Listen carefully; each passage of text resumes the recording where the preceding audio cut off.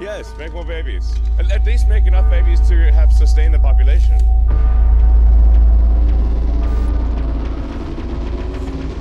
Nossa, eu não sei você, mas às vezes dá tão medinho desse tipo de informação, não dá? E ao mesmo tempo que a gente fica maravilhado, né, com esse avanço da ciência. Há campos bio, campos sem fim, onde nós, seres humanos, não nascemos mais. Somos cultivados. Ectolife was designed to help countries suffering from severe population decline, including Japan, Bulgaria, South Korea, and many others.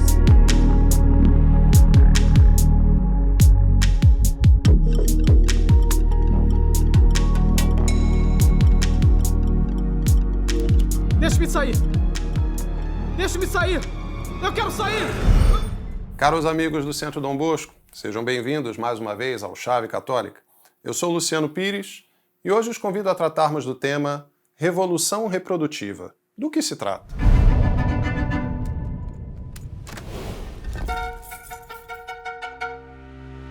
Em nosso último episódio, cujo link pode ser acessado aqui embaixo na descrição juntamente com as referências deste vídeo, abordamos a relação entre feminismo e demografia, bem como suas consequências sociais e econômicas incontestáveis, repetidas em notícias alarmantes e de fontes insuspeitas, que em nada pretendem promover o ensinamento da Igreja, sobre um colapso populacional praticamente certo, graças à dramática redução das taxas de fecundidade no Brasil e no mundo ao longo das últimas 6 décadas. Naquela ocasião, vimos que os países considerados desenvolvidos, com os melhores índices de escolaridade e instrução, sobretudo entre as mulheres, são aqueles que, paradoxalmente, mais se confirmam na rota suicida do encolhimento populacional.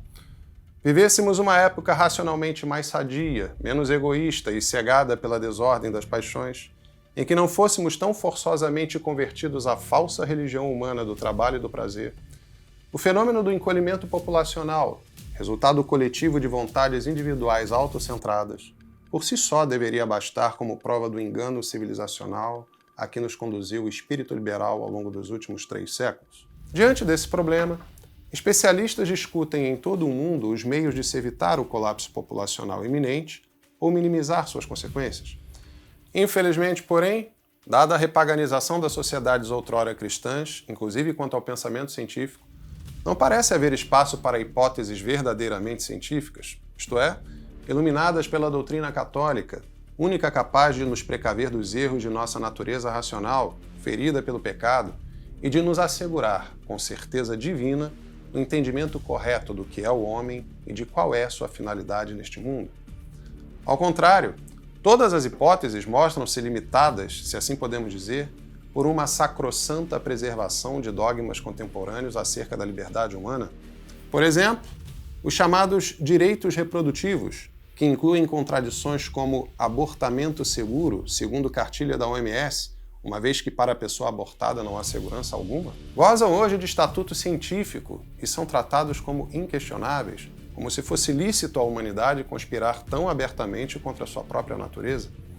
Pior ainda, como se fosse possível esperar paz e prosperidade de tamanha irracionalidade. E não é nossa abordagem, Adriana, é da OMS. A OMS que hoje publicou as suas novas recomendações sobre justamente a questão do aborto. A OMS, a Organização Mundial da Saúde, que tomou uma postura técnica, uma postura científica e uma postura de salvar vidas, garantir acesso aos serviços básicos de saúde, ou seja, não fazer de forma secreta, em algum porão, em algum local secreto, sigiloso, longe dos atendimentos básicos fundamentais.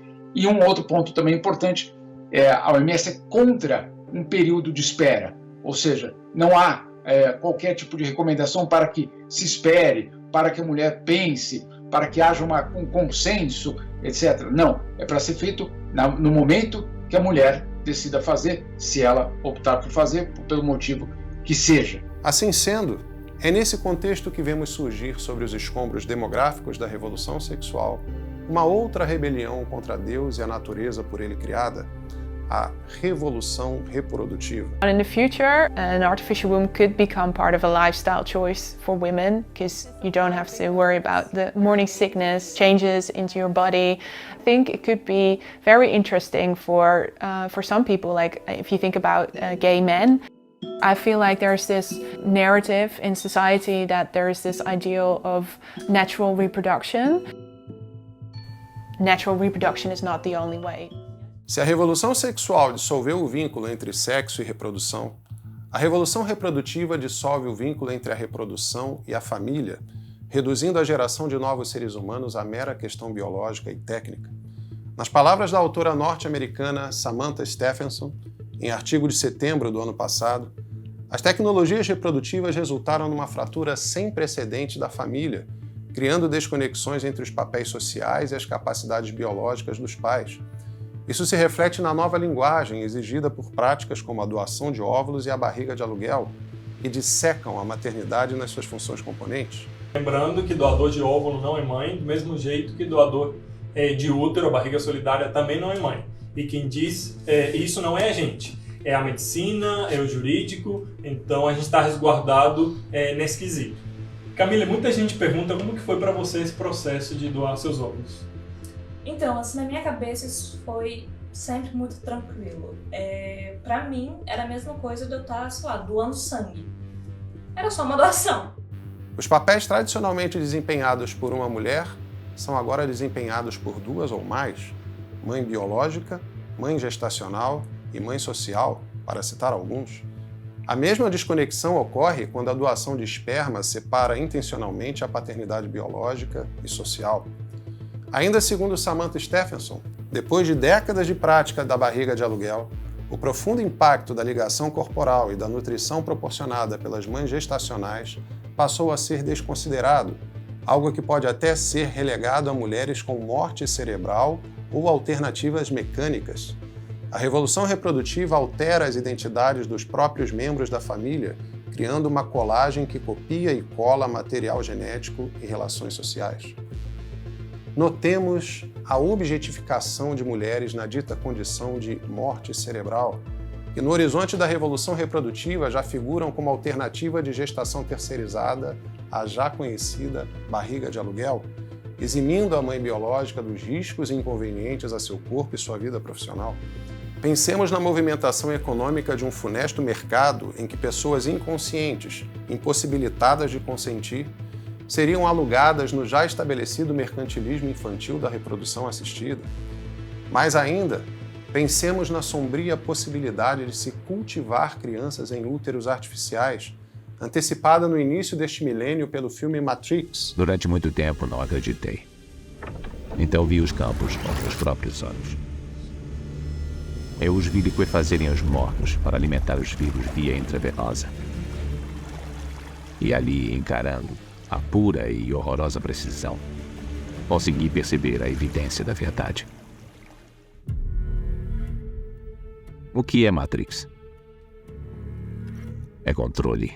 E cogitada recentemente pelo biotecnólogo alemão Hashim Al-Gaili, que com seu projeto intitulado Ectolife pretende, em poucas décadas, espalhar pelo mundo laboratórios de cultivo de seres humanos sob demanda, incluindo o recurso de determinação genética de características preferenciais e em total conformidade com a cartilha ambientalista quanto ao uso de energia limpa e emprego de recursos renováveis.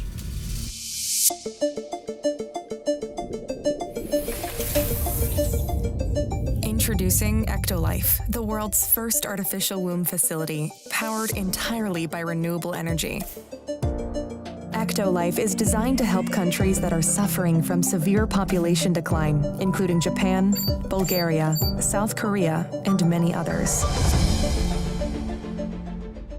Em entrevista para o jornal britânico The Mirror, Hashim Al-Gaili afirma que a Ectolife, primeira instalação de útero artificial do mundo, ainda é apenas um conceito, mas que, uma vez desembaraçado de impedimentos éticos, produziria até 30 mil bebês por ano e ajudaria os países que enfrentam um grave declínio populacional. Eis aí, caros amigos, o retrato acabado e perturbador da solução proposta pela revolução reprodutiva. Diferentemente dos animais irracionais, A continuidade do gênero humano envolve não apenas a reprodução biológica, mas também a educação, que é indissociável das relações parentais próprias do ambiente familiar natural. Mas o credo tecnológico entende cada vez mais que tais relações parentais naturais são irrelevantes ou que são perfeitamente substituíveis por arranjos determinados antes pela arbitrariedade da conveniência pessoal do que pelo amor verdadeiro, que a tudo simplifica por não temer os encargos sacrificiais da paternidade e da maternidade em sua versão raiz, como se diz hoje em dia. Para quem é indicado o congelamento de óvulos? É indicado para mulheres que não têm nenhuma perspectiva de gravidez, que queira postergar a sua gravidez para estudar, para fazer um doutorado, um mestrado, ou mesmo para viajar e que não queira engravidar antes dos 35 anos. A mirabolante gourmetização da reprodução humana é um negócio que demanda quantias astronômicas e envolve um imenso conjunto de complicações técnicas e morais, mas adequa-se aos dogmas da falsa religião humana do trabalho e do prazer, em que a prevalência da realização profissional e pessoal situa-se inquestionavelmente acima do amoroso sacrifício de si por uma descendência. É nesse contexto que um importante personagem contemporâneo entra em cena, o mega empresário e bilionário Elon Musk. Muito conhecido por seu investimento em tecnologia de carros, foguetes e telecomunicação, o dono do antigo Twitter tem se notabilizado por sua queda de braço pública com o ministro do STF e presidente do TSE, Alexandre de Moraes, por ocasião das muitas restrições impostas pelo ministro ao discurso público nas plataformas digitais. A esse respeito, recomendamos o episódio número 5 do nosso programa, dedicado à visão genuinamente católica sobre a censura e a liberdade de expressão, cujo link também pode ser acessado aqui embaixo na descrição. Naquela ocasião, reforçamos o fato de que a revolução tem muitas ramificações, incluindo a ideologia liberal conservadora, e que todas elas se opõem ao depósito integral da revelação divina, custodiado exclusivamente pela Santa Igreja. De onde concluirmos em outro episódio nosso que todo católico é, por definição, um contra-revolucionário. Apenas acrescentamos a este caso concreto a breve observação de que, embora se deva reconhecer a contraditória disposição atual de nossa corte em cercear liberdades previstas pela mesma democracia liberal que julga defender, e em que pese o bem relativo que Elon Musk possa estar proporcionando à justa liberdade do debate público no Brasil no momento, é absolutamente temerário à soberania pátria celebrar a prevalência de um investidor estrangeiro e suas empresas em questões eminentemente nacionais, questão que demanda a boa e velha prudência católica, uma vez que tal prevalência caberia antes e por direito ao Papa. No caso pessoal de Elon Musk, transhumanista assumido, essa temeridade se deve especialmente à sua visão de humanidade. A esse respeito, vejamos o que diz a mesma Samantha Stephenson mais adiante em seu artigo, que citamos minutos atrás. Musk confiou em tecnologias reprodutivas para dar as boas-vindas a 8 dos seus 10 filhos. Sua árvore genealógica é quase tão complexa quanto seu portfólio. 5 dos 6 filhos de Musk com a ex-mulher Justine Wilson foram concebidos por fertilização in vitro. Musk foi pai de seus próximos 2 filhos, X e Y, com a namorada Claire Boucher, a primeira gestação por meio de uma barriga de aluguel, e que nasceu apenas um mês depois que Musk deu as boas-vindas a gêmeos concebidos por fertilização in vitro com a funcionária Siobhan Zilis, apesar das políticas da empresa que proíbem relacionamentos próximos. Aparentemente, gerar e criar filhos juntos não se qualifica mais como um relacionamento próximo. Notavelmente, muitos dos filhos de Musk não têm ninguém para chamar de mãe, especificamente X e Y, já que Boucher afirmou que acha impossível se identificar com o título, que acredita ser desagradável. Ou seja, o empresário Elon Musk dá testemunho de seu entusiasmo pela revolução reprodutiva com sua própria vida pessoal. E dado que ele seja uma das principais vozes da atualidade a apontar, acertadamente, diga-se, a realidade de um colapso populacional iminente, presume-se que sua enorme influência não está a serviço de uma solução que passe pelo resgate da lei natural ou da lei divina, única saída realmente eficaz para o problema. Ao contrário, sua concepção materialista de mundo e do homem colocam sua fortuna pessoal a serviço de mais revolução, o que se pode atestar por sua empresa Neuralink, que aposta na utopia do melhoramento da humanidade pela fusão progressiva entre homem e máquina, entre a inteligência natural e a artificial? Vamos falar aqui sobre uma pessoa que tem muito mais dinheiro que a gente. O bilionário Elon Musk anunciou que a empresa de tecnologia dele, aliás, de biotecnologia, a Neuralink, fez o primeiro implante de chip cerebral em um humano. Nossa, eu não sei você, mas às vezes dá até um medinho desse tipo de informação, não dá? E ao mesmo tempo que a gente fica maravilhado, né, com esse avanço da ciência. Vale notar que toda etapa do processo revolucionário conta com financiadores. Por exemplo, assim como o comunismo russo pôde contar com recursos de banqueiros nos Estados Unidos e na Europa, o feminismo e a revolução sexual receberam grandes impulsos do magnata John Rockefeller III, que pretendeu, inclusive, oferecer ao Papa Paulo VI a redação de uma encíclica atualizando o ensinamento da Igreja quanto à moral sexual, de modo a incorporar a contracepção. A resposta, felizmente, foi a reafirmação da doutrina de sempre da Igreja a respeito do tema na encíclica Humanae Vitae, de 1968, que causou frustração e hostilidade, inclusive entre católicos, inebriados pela brisa modernista que àquela altura já encontrava lugar oficial na Igreja, graças ao Concílio Vaticano II. J'avoue que j'ai reçu une sorte de coup à l'estomac quand j'ai pris connaissance de l'encyclique. Pas seulement parce que c'est un catalogue d'interdits et que je suis pas tout à fait d'accord, enfin je suis même en contradiction formelle dans ma vie avec ces interdits, mais aussi parce que je trouve que dans l'ensemble, on nous parle comme à des enfants. Enfin, je pense que nous sommes tout de même capables, malgré toutes les fautes que nous pourrions faire, toutes les défaillances qui sont évidentes, je pense que nous sommes capables de nous servir correctement de la pilule. J'espérais que l'encyclique nous aiderait à comprendre ça, qu'elle jetterait un rayon de lumière supplémentaire sur notre réflexion personnelle dans ce domaine. Et c'est ça que je regrette de ne pas trouver. Ora, se assim foi com a revolução sexual, nada impede que o mesmo se dê com a revolução reprodutiva, que tem no bilionário Elon Musk as condições ideológicas e práticas para sua temerária expansão. O verdadeiro católico sabe que não há redenção senão pela porta estreita da cruz, bem como sabe que é ampla e fácil a porta que leva à perdição eterna, como nos ensina o próprio Cristo. Entrai pela porta estreita, porque larga é a porta e espaçoso o caminho que conduz à perdição, e numerosos são os que por aí entram. Estreita, porém, é a porta e apertado o caminho da vida, e raros são os que o encontram. Colhem-se, porventura, uvas dos espinhos e figos dos abrolhos? Toda árvore boa dá bons frutos, toda árvore má dá maus frutos. Uma árvore boa não pode dar maus frutos, nem uma árvore má bons frutos. Ademais, vale notar que um dos frutos de 6 décadas de revolução sexual é o auto-isolamento afetivo extremo.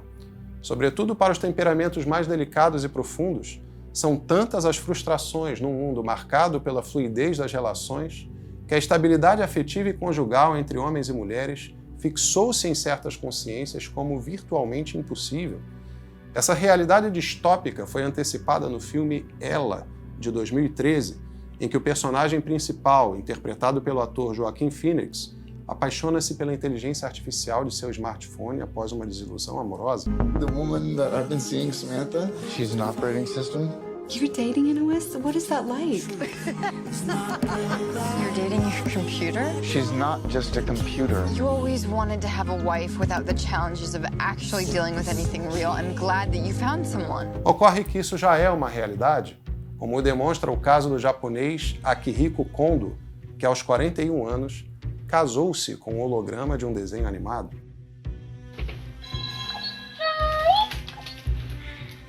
Miku-san, daisuki.